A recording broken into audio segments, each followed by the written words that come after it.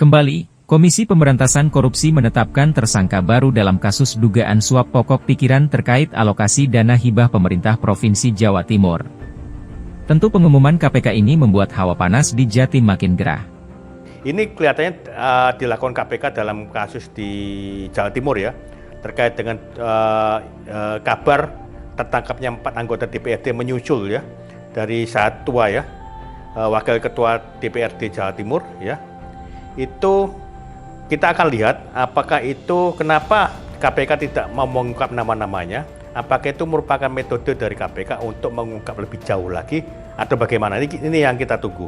Tetapi OTT KPK itu merupakan selama ini dilakukan oleh KPK karena KPK menganggap bahwa itu efektif untuk melakukan penangkapan. Tapi jelas ketika melakukan OTT itu pasti harus ada bukti awalnya dulu ya.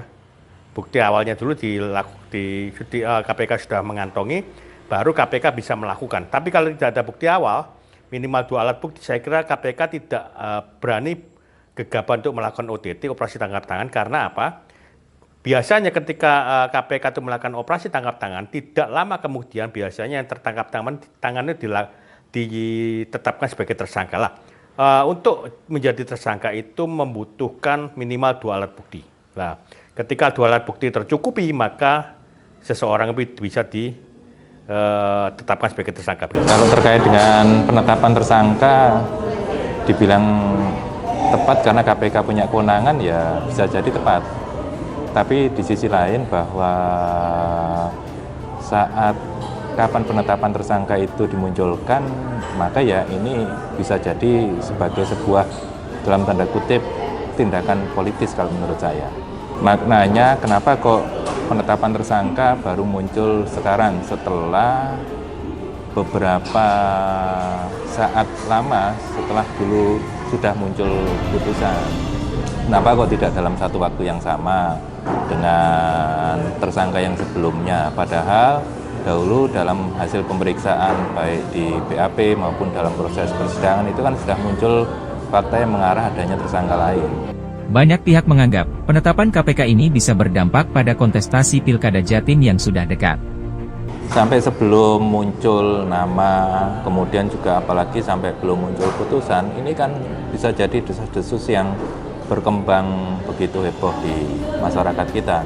Apalagi ini juga momen akan menghadapi pemilihan kepala daerah yang sebentar lagi akan berlangsung. Kalau sebelumnya saja berangkat dari penggeledahan yang dilakukan oleh KPK, isunya sudah liar berkembang kemana-mana. Apakah katakanlah dulu gubernur juga terlibat dan lain sebagainya. Apalagi kok sekarang ada wacana muncul tersangka baru. Nah, ini kan seolah membangkitkan perkara dulu yang bisa jadi sudah dilupakan oleh beberapa masyarakat kita, sehingga bisa kembali lagi ini sebagai sebuah upaya yang baru dilakukan oleh KPK. Ada nama calon yang tentu disudutkan dan dirugikan tentunya. Kalau berdampak pada pilkada, saya kira kita akan melihat konstelasi politiknya ya. Kita jujur saja bahwa sampai saat ini belum ada satu calon yang bisa menandingi Khofifah ya. Itu dampak politik begitu lah.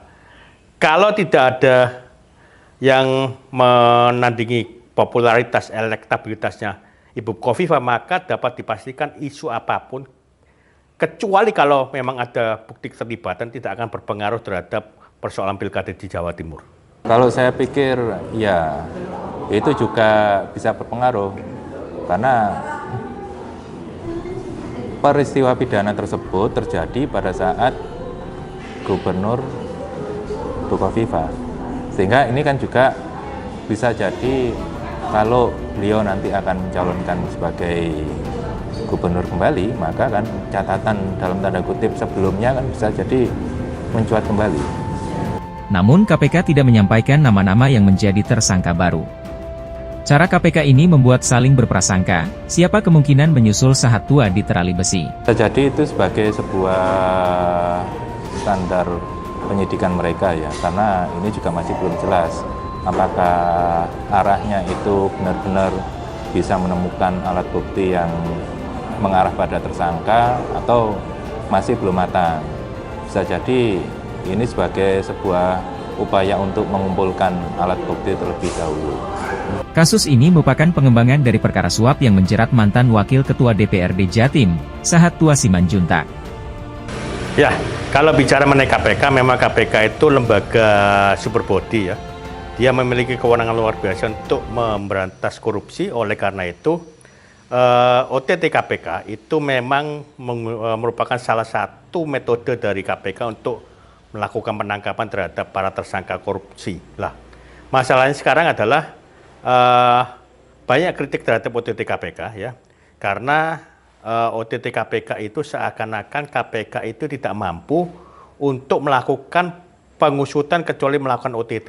Nah, tetapi yang perlu kita garis bawahi adalah OTT KPK itu bukan sesuatu yang final. Artinya apa? Ketika dilakukan OTT, operasi tangkap tangan, itu KPK harus bisa menguak lebih banyak lagi siapa yang terlibat di situ. Menurut Alex Wakil Ketua KPK, tidak benar informasi beredar yang menyebut terdapat 22 orang tersangka baru dalam kasus suap dana hibah ini. Hanya disebut 4 anggota DPRD Provinsi Jatim yang menjadi tersangka baru. Ya, harus dipisahkan antara kepentingan hukum dan kepentingan masyarakat dalam hal ini. Kenapa? Seringkali kita melihat memang, loh, ini kok tidak diungkap oleh penyidik ya, karena sama saja KPK itu penyidik ya. Padahal masyarakatnya butuh keterbukaan ya. Jadi kita harus memahami bahwa antara kepentingan hukum dan kepentingan masyarakat itu seringkali berbeda. Kalau kepentingan hukum itu untuk kepentingan hukum dalam artian apa? Agar penyidikannya lebih lancar. Itu dibutuhkan tidak mengungkap nama-nama ke publik. Itu memang seringkali dilakukan tidak hanya pada KPK tapi dilakukan oleh penyidik lain seperti kepolisian. KPK juga sudah menggeledah rumah anggota DPRD Jatim terkait suap dana hibah. Upaya paksa itu merupakan bagian dari penyidik mengumpulkan barang bukti guna melengkapi berkas perkara. Ya, kalau kita lihat kasus hibah itu sebenarnya kewenangan siapa hibah itu? Hibah masyarakat itu. Nah, makanya ini agak aneh juga ya. DPRD itu bukan sebagai eksekutor, tetapi mengapa mereka banyak yang tangkap lah? Itu kemungkinan ada beberapa kasus yang perlu kita lihat ya. Kemungkinan adalah kasus suap, lalu karena ada jalinan politik jaringan dengan beberapa eksekutif ya, makanya ada beberapa juga yang dicurigai itu akan dilakukan penangkapan oleh KPK. Tapi kita tunggu saja nanti.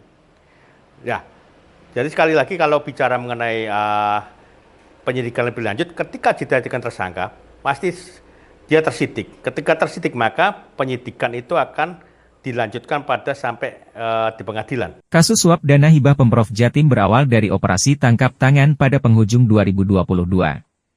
Saat itu, KPK menetapkan Wakil Ketua DPRD Provinsi Jawa Timur, Sahat Tua Simanjuntak sebagai tersangka suap. Kalau secara hukum, sebetulnya diatur mekanisme pengembalian. Saat ini terbuka ruang untuk pengembalian karena perlu diketahui juga bahwa biaya proses itu lebih mahal kalau dibandingkan dengan pengembalian duit negara. Tapi kemudian ketika itu dikembalikan, masih belum dianggap dalam tanda kutip menghapus sifat melawan hukumnya dari perbuatan para si pelaku. Sehingga itu masih tetap perlu dipertanggungjawabkan secara pidana. Maka atas alasan itu kemudian KPK hadir. KPK mesti mengambil peran untuk bisa menghadirkan sisi melawan hukumnya para pelaku. Sahat menerima suap untuk mengusulkan pokir. Usulan itu diklaim datang dari berbagai kelompok masyarakat, Pokmas. Namun, nama-nama organisasi itu juga aneh. Di antara namanya adalah Pokmas Kalang Kabut, Pokmas Sadis, Pokmas Paterpan, Lidah Buaya, Tak Mampu, Staples. Itachi Sahat didakwa menerima suap 39,5 miliar rupiah. Ia kemudian divonis 9 tahun penjara oleh Majelis Hakim Pengadilan Tindak Pidana Korupsi pada Pengadilan Negeri Surabaya.